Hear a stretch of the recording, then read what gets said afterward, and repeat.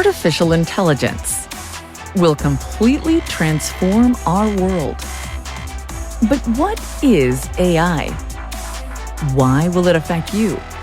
And how can you and your business survive and thrive through the AI revolution? Welcome to AI and You. Here is your host, author, speaker, and futurist, Peter Scott. Hello and welcome to episode 297. Do you remember in 2023 the calls for AI development to be paused? In March, the Future of Life Institute, FLI, called for a 6-month pause on the development of large language models larger than GPT-4. Shortly after that, an independent global movement called Pause AI started up, focused exclusively on advocating for a pause in the development of powerful AI. Their website says, quote, "We call for a prohibition on the development of superintelligence not lifted before there is broad scientific consensus that it will be done safely and controllably, and strong public buy-in." End quote. I have with me today one of Pause AI's founders, and the founder of the Pause AI US movement, Holly Elmore, who has organized protests in their name. Prior to that, she was an evolutionary biologist with a PhD from Harvard. It may seem very contrarian to some to be talking about pausing the development of AI when it can do so much for us. On the other hand, the sheer amount that we don't know about how AI works and what it's capable of doing outside of our control gives other people cause to pause. Whether you agree or not, it's a movement that deserves to be appreciated and understood. We're going to talk about the mission of Pause AI, Holly's path from wild animal welfare into AI advocacy, the ethical and practical limits of using transformative technology to eliminate suffering, how normalization of risk has blunted reactions to AI harms, and why current AI safety approaches, evaluations, metrics, and voluntary restraint are inadequate. So let's get on with the interview. Holly Elmore, welcome to AI and You, and you're here representing Pause AI US. The name speaks for itself, but I'd like you to amplify that, the mission, the purpose, and goals of Pause AI. So we're the US group of Pause AI, the worldwide movement. The movement is Pause AI. Any particular group will have a location on it. Pause AI UK, Pause AI US. So I'm the founder. I was involved in the founding of that movement, and I'm the founder and executive director of the US group, Pause AI US. So our mission across Pause AI is to pursue a global, indefinite pause on frontier AI research until we know that it's safe. And included in making it safe is also proper governance. Included that how do we know that AI does what we want, and then also who's we, So that's the overall mission. The US mission is the same, but for the US, we speak to elected officials. Ultimately, what we're trying to do is make the people's voice. By the way, 70 to 80% of people, depending on the poll, are in favor of a pause. They're in favor of more regulation in the US. So we're making that voice heard by elected officials. And ultimately, we want them to be part of an international collaborative effort for a global pause. And just to look at your personal engagement with this, you, prior to working with AI, were doing something very different with animals, I believe. Can you talk about that? Yes. So my job immediately preceding founding Pause AI US was I worked at a think tank, Rethink Priorities, and I was working on wild animal welfare, which is thinking about the welfare of wild animals. But it's an interesting field. I was pretty qualified to do it, even though it's such a new field. Who really has qualifications? Because I have a PhD in evolutionary biology, pretty much lifelong animal welfare advocate, little kid vegetarian. But the farmed animal welfare issue is pretty different.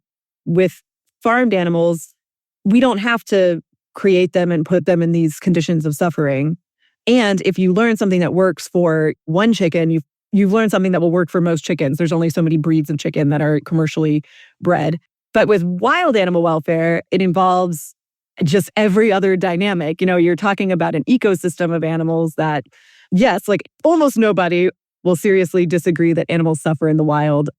occasionally people will say like, oh, it doesn't matter because it's in the wild. There's a lot of naturalistic fallacy about what happens in the wild versus like what happens under human care. But we pretty much agree that animals are suffering in the wild. But what do you do about it is, even if you want to, like the field of wild animal welfare is coming at it from wanting to reduce suffering where possible, increase flourishing where possible. But because of the reality of evolution, the ecosystem, how things are intertwined, it's an extremely complicated question. And it's just so very neglected. There might be big opportunities to do something that's all reward and no downside for wild animals to help them. But it's just such a vast space to search that we haven't really found them. So we worked on that for about 3 years. I came to the conclusion by the end of that there probably weren't a lot of big opportunities at scale to help wild animals, which was the hope. I mean, that was like the motivation of the research we were doing. And that what was going to change that was transformative technology. But when we get to the point of transformative technology, there's going to be a lot more problems introduced by that. And then around that time, ChatGPT came out. And eventually I got so taken by the possibility of pushing for a pause once I saw that there was such support among the American public for it, that I thought, this is a huge opportunity, I have to take it. But it would seem like they're like disconnected. But actually, in terms of thinking about like big movements, like what happens, what's the fate of everyone, they're fairly similar. They did sort of flow into each other. Oh, right. And before we leave this topic, you connected technology with wildlife transformation there. Are you saying that you see potential for technology, in this case, perhaps even AI, providing ways of doing things that are substantially different and impactful with respect to alleviating suffering among wildlife? So the issue with wild animal welfare is that natural conditions are going to continue to push species to evolve to suffer. Like the suffering has a purpose, it's to prevent them from dying without reproducing, or it's to nudge them toward what is more reproductively fit. So even if you took a couple species and like genetically engineer them to have no suffering, or you took away all their predators or something like that, there would still be evolutionary pressures over time that would bring, like there would be reproductive success benefits to suffering when something bad for your reproductive success happens. And there would be benefits to being able to prey on prey species or what were the previous prey species. And like there would always be this pressure. So the question of if any like major attempt were ever made to, so like David Pierce is the standard here. He talks about, what is it, the hedonic imperative or something like that. I forget the name he uses, but he like talks about one day we should be driving toward a world where we use technology to put every living being in a state of bliss and like take them out of conflict and all that. In order to do that, you would need to have constant surveillance, and you would need to have some system that was capable of noticing when things were going off track, keeping track of a very complex, often like true chaotic, like in the mathematical sense, system that's very hard to track, and making like precise anti-chaos theory, like anti-butterfly wing flap adjustments in order to keep evolution in check. So this isn't the kind of thing that I ended up working on. I worked on like how to make sure that rats suffer less from being killed with rodenticide. But this was the talk of the field. And like the transformative technology piece is any solution that actually long-term changed the biosphere so that suffering was not going to be favored would involve like massive technological capacity. So they came up a lot in the space. We'll come back to this because of obvious overlaps with the desire to pause AI. Some of the phrases that you've emitted in the last few minutes trigger a terrified reaction. And I must say, I always felt that way about wild animal welfare. One reason that I did a stint in wild animal welfare was that I didn't like the sort of like genocidal, tyrannical solutions that were being proposed. So one problem with wild animal welfare, on the one hand, this is associated most with Brian Tomasic, and he called his wild animal suffering. He's a negative utilitarian, and basically his solution is, well, let's just not have more animals. Let's gradually reduce the amount of net primary productivity, the amount of energy inputs into the system, and then the suffering will go away. It's kind of Buddhist. It's that don't feed the karmic cycle kind of thinking. I did not like that because I value the positive experiences of animals, and I don't think the solution is to just have no ecosystem. But then the people who are sort of on the flip side and who wanted this future full of flourishing, but without any conflict and without any suffering, were pretty much all on like the side of rewriting everything. But that, even if that was done with proper alignment, maintaining that would be forever. It would mean that humanity, or just like a system built by humanity, was always responsible for controlling what happens. So my take on wild animal welfare was that we don't have much we can do, and pretty much all the solutions that people even talk about require transformative technology. And honestly, there's a lot of issues with that transformative technology, even in the thought experiments that, are the desired end state for some of these people. I had also, incidentally, always felt that way about singularity talk. I confess that I wasn't skeptical enough when people would talk about the singularity, I guess because it just sounded like a fantasy.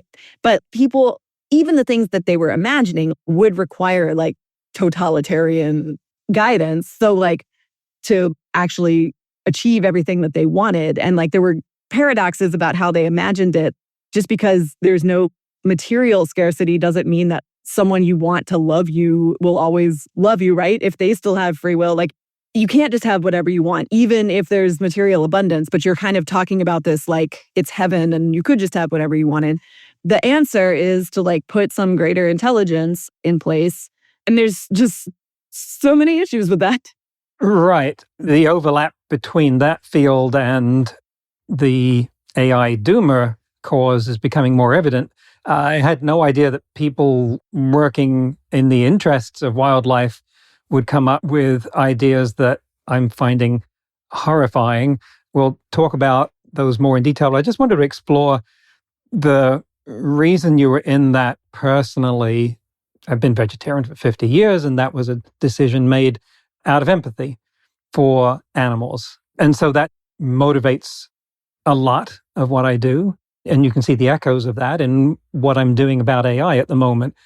Can you trace personally a connection between what was motivating you emotionally, what you cared about with the animal work, to what you're doing now? Yes, very much so. I think so. Animal welfare has been my like through line, true north. There were so many ways. I mean, I think about, especially with switching into AI safety just 2 years ago, I like constantly realize how being an advocate for animals gave me the strength to like do things differently than people around me did. Because I had just such confidence that animals mattered for society and for a young child. So I was like 5 when I started talking about being a vegetarian. And adults, my parents' friends, would come at me and attack me because you could just get a window into people's irrationality at the edge of ethics, at the edge of the Overton window. Like you get to see a lot. And I saw a lot from a young age about how people react when confronted with something like that, and how they don't really feel the need to give real answers because they haven't thought about it really and they don't want to, So you get these answers like a lion would eat us. I had many of those kind of arguments before I became vegetarian. Then I realized that those are rationalizations generated to defend something that at my core I knew was wrong. I call this a rhetorical answer, just something that ends the conversation, or it's grammatically, or like it kind of follows, but it's not answering the point. And it's kind of like a shut up, I don't have to consider that is what it really means. That sort of experience when I was young and like holding the line on that at least I don't have to participate in this. You certainly can't like shame me into participating in it. Oh, I heard everything. It's not fair to your family. You're making people feel awkward at this event because you're eating something different or because you're not eating. Like, my God, I'm not allowed to even just not eat something. Yep, I've been through that, yes. Yeah, so it gave me an education that looking back, I guess, not everyone has. I thought that the people around me, when I was involved in effective altruism, I thought that they got it. And I think some of them really did. The people who were there for animal welfare were the people most likely to join on pause from that group. But a lot of people who were in the AI safety world before ChatGPT just proved to be terrified to go against their social group on it. Like, it was too hard to say that it's not okay to work at the labs or even imply that the labs are bad for what they're doing. The labs being the companies, like your Google, Meta, and so on? Sorry, the AI companies. Yeah. Right. Your OpenAI, the Anthropic, yeah. So that's the AI companies, which I really should say, people in the insider world call them labs, and probably it makes them sound like more scientific and cool than they are. But it's a hard habit to break. Max Tegmark especially has asked me to stop saying labs.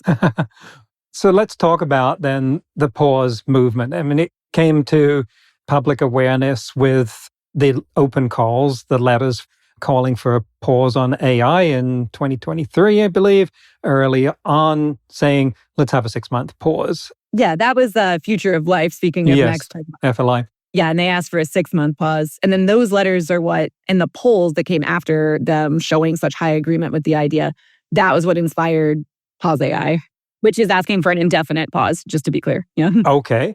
Answers one of my later questions. I think it was certainly clear to me that there was going to be no pause whatsoever. I think it had to have been clear to FLI as well, but I don't know that that was necessarily the goal of that letter. What do you think that goal was, and what did it achieve?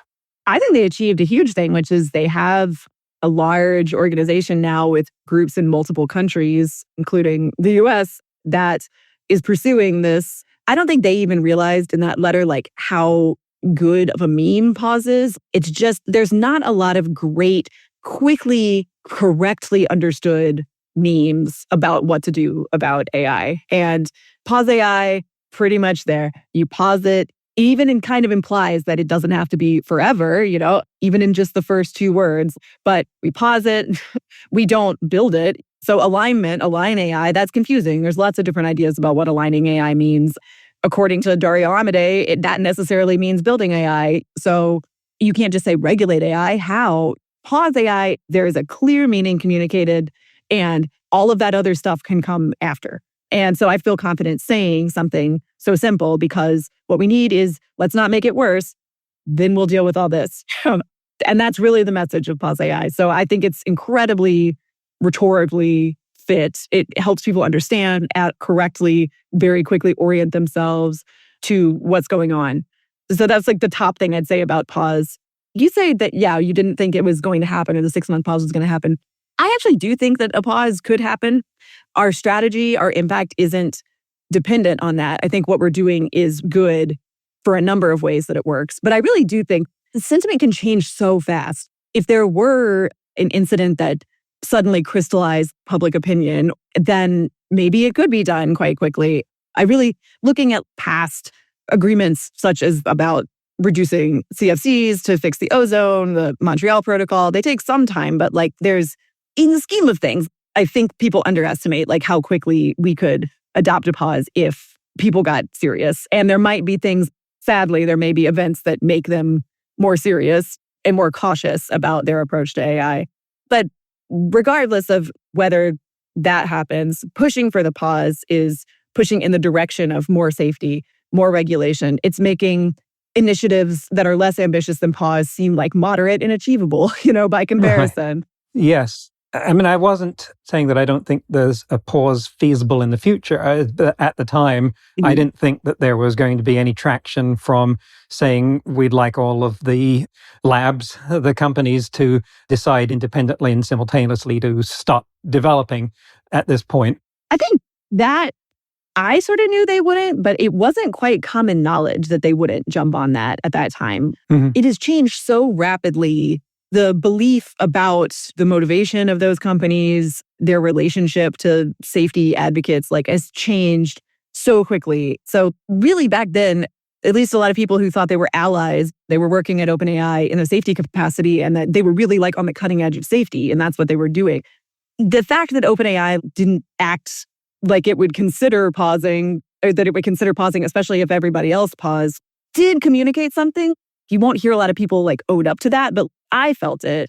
I felt a little surprised. I felt surprised that they didn't feel the need to address it more. Because in some of their early documents, especially OpenAI and Anthropic, they do talk about conditions under which they would stop. And they just still talk about that anymore. Now they're just well, we can't. It would be anti-competitive, so we can't do that. I mean, that was the reason that OpenAI is called OpenAI, was that it was created originally and ostensibly to develop AI under a public microscope so that it couldn't be subverted or go off the rails without a whole lot of people noticing at once. Obviously, that's gone in a wildly different direction the moment they came out with... Even if people notice, we've learned, like, if they don't know what they're supposed to do with that information, then they just kind of become inured to it. There's, I have an article about this that I've written. It's on my Substack. There was this story for a long time in the AI safety world that once small incidents started happening with AI, people would just rise up and listen to the AI safety experts. And so you kind of didn't need to pound the pavement and like do the opinion change work and be present before that, because why? It's just low leverage, up until there's these events will like show people that AI is dangerous.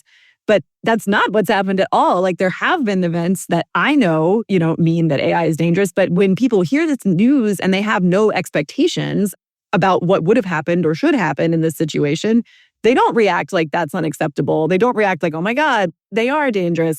They feel like, oh, that was sort of always the way it was. If they don't encounter like a real worldview and prediction they've made about how things were going to turn out, they just kind of fill in the past in their head. And so like even OpenAI has done terrible things, which are on full display now, but now they're big and powerful. And now people are kind of used to not knowing what to think about it, looking the other way. And it just, now there's this sense like almost, what did you expect? Yeah. Very common phrase I hear, as if you're just allowed to behave badly if you've established that you do that. And there's a level of powerlessness embedded in that.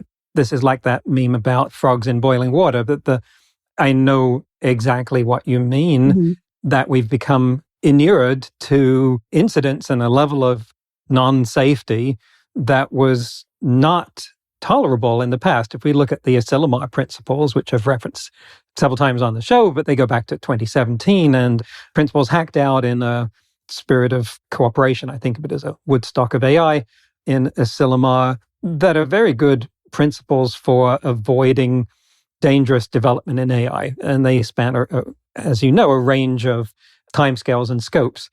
And when ChatGPT came out, we blew through many of the most important dire consequence of those principles within a week. And no one, any voice saying, hey, this is a bad idea, was drowned out by the hold my beer, look at this. Yeah. Or because people, you say something like, oh my God, this is not okay. This is blowing through our principles and safeguards. But if they don't die that week, like it just kind of feels like, nah. So they have to have very clear expectations of what the shape of the threat model is, what they would have expected to happen in order to have like an effective update on that. Otherwise, it's just sort of, well, it looks like you were wrong. Like what they'll take away from that is you said something was a big deal and it doesn't seem to me like it's a big deal. Do we need markers like that? Like for climate change, the one is carbon dioxide parts per million. And those levels, and if we exceed 2.0, then everything goes down the toilet. Well, that has had obviously limited success for a whole bunch of other reasons. But for a long time, at least it did serve as something you could look at. Like it could be printed on the front page of the paper in a corner every day. And so you had some kind of bellwether of how close we were to doom. Can we do something like that with AI? Well, at least Pause AI's strategy is we just have to pause now. We can do all those kind of measurements. We can figure out how close we were to doom. We can figure out how to measure so we can more safely approach it. But we can't just keep going while we erect the safety apparatus. I have like a long take on evals if you're interested in that. But so evals is in AI evaluations. So it seems noble and right to be focused on like metrics and like studying the phenomenon and all that. But the situation we have with AI evals now is the atmosphere is almost like ESPN or like sports betting almost. There's this whole hobby reading and comparing all the model cards and like the evals. And I think the ecosystem of external evals, or what are supposed to be external evals, is terrible because the AI companies have to give access to the model for it to be evaluated. And so there's an extremely strong incentive for them to pull punches. And you can just see even in the way when like these evaluations are released, Apollo evals releases an eval and they're like, thank you so much, to OpenAI. Like, I've complained about this. If you check out my Twitter, it's on there somewhere. I just can't believe with that kind of like simpering attitude, instead of OpenAI complied with our evaluation. It should be that they have authority to check these, and OpenAI should be like, thank you so much, for coming and evaluating our models. That's the way it should be. That's how it is with aviation safety. There is a close relationship between the aviation industry and aviation safety and like regulatory apparatus. But when it comes to regulation, the regulatory apparatus, they can ground planes. They can say this isn't safe. They can make them do things which are not good business for them. And the AI eval world does not have that at all. And also the evals the company puts out themselves are the best. They have like the deepest access.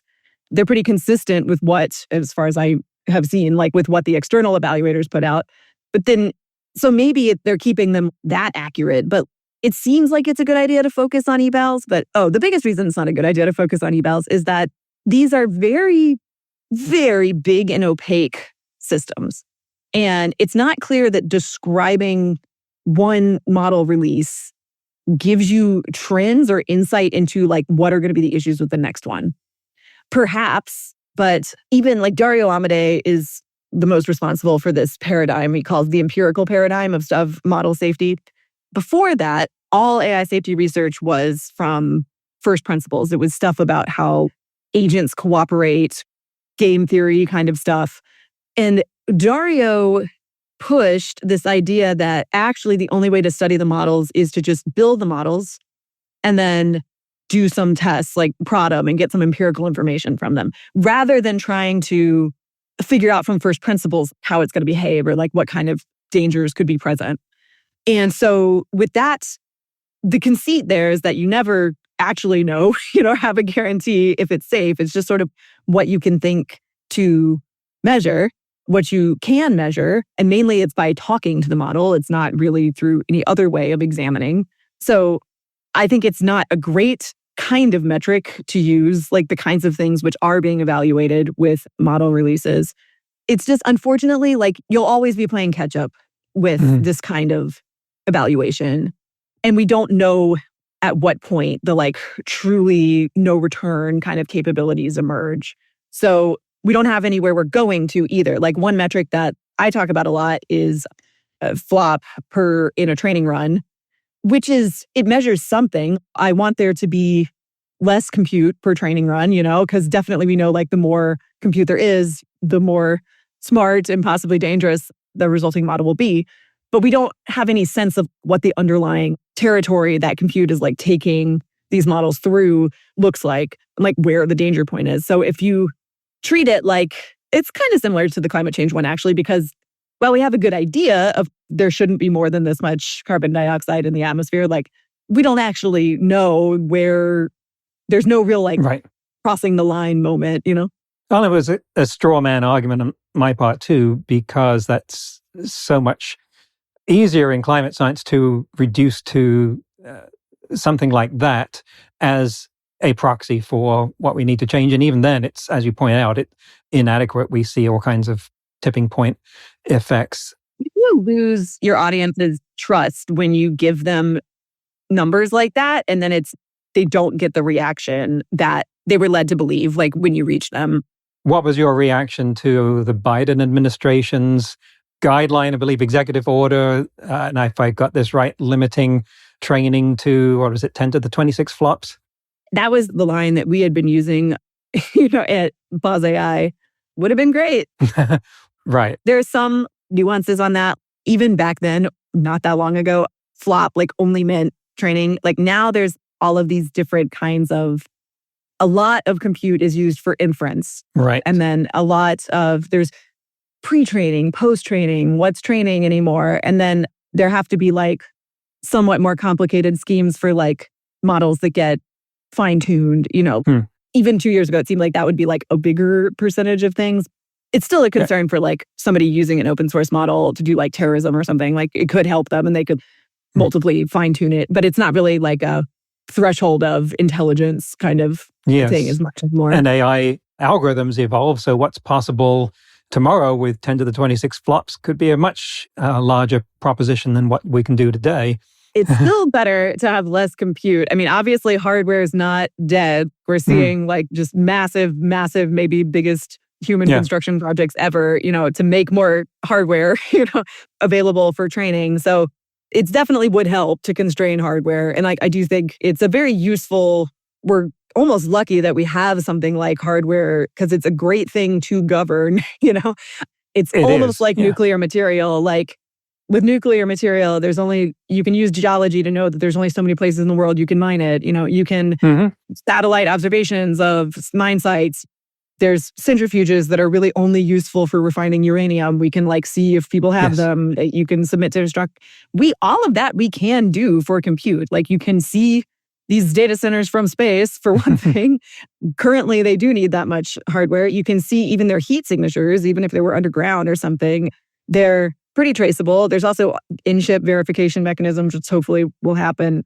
Sure, but you can't tell that those data centers are being used for model training or Amazon shopping, which is one of the differences. And you can't do it by visual inspection either. You need something that looks through the actual computational loads on those blades, which is phenomenally difficult. I mean, that's why I advocate a policy. There should be a limit on you need to justify why you have that much compute at all in one place. And currently, nobody else needs that much. Yeah, in general, I think we're always going to be playing catch up if we're thinking about it as merely mitigating risk of something that has to happen, which is that, the AI industry just has to be able to keep making new stuff.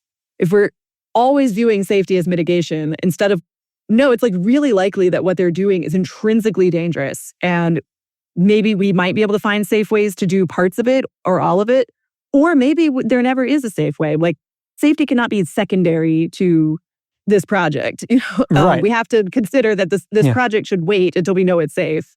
My go-to analogy on this is imagine you're waiting for a school bus to arrive and it pulls up and you're going to get on and the driver says, I can totally imagine several ways that this bus could arrive at its destination intact. You are not motivated to get on. You want proof that it is safe, which is all arguing for a pause. And this is why the airline industry is safe, because they demand that evidence-based proof that a plane is safe before it flies. I'm a huge nerd for air crash forensics. I know a lot about that industry. Oh, there's a great show about that. Is it air disasters? Yes. Well, I think that it's got a different name here. It's called Mayday in some markets, but it deconstructs and reconstructs individual incidents and goes through the NTSB investigations. I love those. I mean, that's how, what if we had an AI industry like that, where there was that level of competence and accountability? I think this is our finest hour, how these crashes are, every episode ends with, and they figured out what happened and the proper regulations were put in place. Oh, it's so good. Right. I love air disasters. But it could be such a cool and worthy thing to do the work of making this technology safe. It's just we can't do that if we don't have proper governance that makes it safe. I think a more subtle point, especially about AI versus maybe aviation, is all research into how AI works is fundamentally dual use. The dual use is being good and bad, but this is a term. All research into AI, even stuff that's undertaken for the purpose of safety or the intent of safety, is dual use. And when you look at all the possible uses of information, all the ways you can affect an AI system, it's much more likely that you're going to increase the general capabilities than it is that you're going to make it safe. You're trying to hit a narrow target with safety because you're putting limitations on what it does to protect us. So this is something that I feel is very underappreciated. It's hard to do that kind of safety engineering, but it's also it could be a super cool challenge. It doesn't mean that we can't, just because I'm saying we shouldn't do this kind of research, even I think safety research we should hold off on before a pause. It doesn't mean that it couldn't be awesome. It's just a part of the reality of what makes any engineering of any system safe is proper governance to make sure that technology is being used the right way. So currently it's as if, we had Boeing engineers assembling a plane and using jet engines, but they didn't have any rules about how they could use the jet engines. And people flew into them and got cut up. And they didn't know what they were doing. They were doing it blind because they had no idea how they were just evolving a plane using AI training. The artistry is in making it safe. And then additionally, like, you're not going to just make it safe in a vacuum when other people don't care. Like when the AI company doesn't really care that it's safe and they have other interests in mind, you need governance to allow the conditions to even make it safe. But it could be really good. Well, and the safety in the airline industry is a happy coincidence, if you could call it that, of the fact that an incident there results in a crater in the ground and bodies strewn across a square mile and 300 people dead, which makes the headline in the evening news, but the same number of people dying in 200 car crashes in that state that day and every day does not. That's the end of the first half of the interview. If you've not heard me mention the Elmore principles before, go look them up. They're named after the California town where the meeting was held to hack them out. Some very significant names were there in 2017 to do that, and their work doesn't get the attention I think it deserves. In today's news, ripped from the headlines about AI, Gallup published its AI in the Workplace report for Q4 of 2025, showing that workplace AI adoption is starting to plateau, with nearly half of American workers saying they never touch AI tools, but frequent users are getting better at using them. Employees in IT use AI the most, with 60% using AI frequently. Finance, education, and professional services follow, with retail and manufacturing significantly behind. Jobs that can be done remotely have 66% adoption of AI, with 40% of workers using it frequently, whereas jobs that require physical presence have just 32% adoption and 17% frequent use. Leaders are using AI far more than their teams, 69% to 40% for individuals, with Gallup citing lack of clear utility as the main barrier for non-adopters. My commentary: this is the most interesting statistic because while leaders are remote capable in general, they're most likely to be in the office. And usually, a radically new technology percolates up through the ranks. Think about the leaders in the early days of email who had their secretaries print out their messages for them. This statistic from Gallup suggests that there are some clear use cases and advantages, or apparent advantages, for AI use among leaders. Next week, we'll conclude the interview with Holly when we'll talk about what would actually flip public opinion on AI safety, specific AI bills and regulations, why some leaders warn about risk while accelerating anyway, whether and when it would be safe to unpause, and how you can get involved. That's next week on AI and You. Until then, remember, no matter how much computers learn how to do, it's how we come together as humans that matters. That's all for this episode of AI and You. Please leave a rating and comment and share with your friends. Get the book Artificial Intelligence and You and see more videos and articles at aiandyou.net. That's aiandyou.net, where you can also send us your questions. Thank you for listening.